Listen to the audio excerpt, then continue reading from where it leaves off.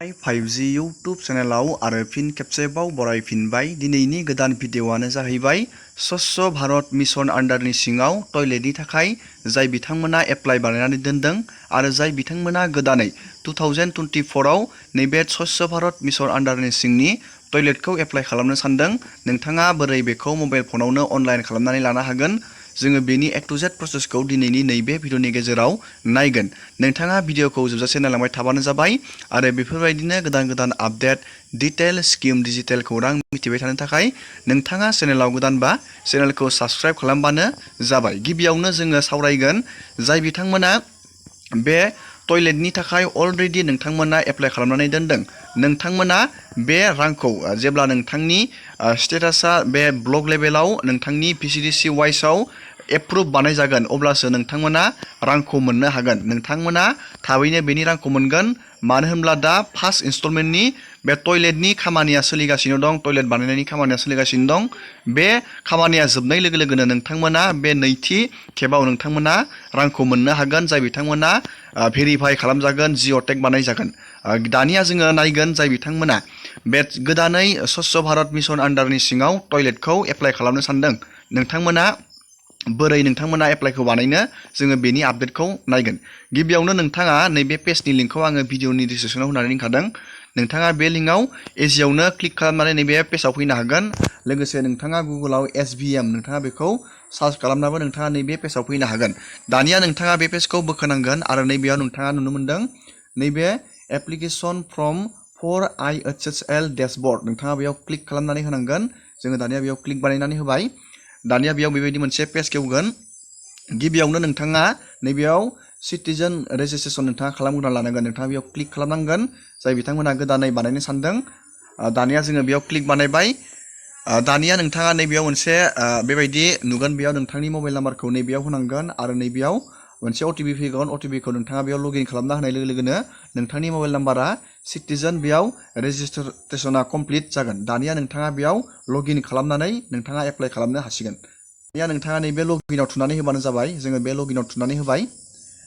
दानिया बेयाव बेबायदि मोनसे बेयाव पेज खेवगोन। दानिया नोंथाङा नोंथांनि रेजिस्टार खालामनाय मबाइल नाम्बारखौ नैबे बक्सआव बहायनांगोन आरो नैबे गेट OTP आव नोंथाङा क्लिक खालामनानै नैबे केपसाखौ नोंथाङा नैबे गाहायनि बक्सआव बहायनांगोन आरो नैबेयाव साइन इन खालामनांगोन। नोंथाङा बेबायदि खालामबानो जाबाय। जोङो दानिया नेक्स्ट प्रसेसखौ जोङो नायदिनि। साइन इनआव थुनाय लोगो लोगोनो जोंनिया बेबायदि मोनसे फर्म गेवगोन। नोंथाङा नैबे गोदानै बानायनो सानदोंब्ला नोंथाङा नैबे 3 डटआव थुनांगोन। बेयाव नोंथांनि मबाइल नाम्बार, नोंथांनि नाम, नोंथांनि एड्रेसा नोंथाङा रेजिस्टार खालामनाय समाव जिखिनि डाटा होदोंमोन बेयाव थाखागोन बियो। आं बेखौ ब्लार बानायनानै दोनदों।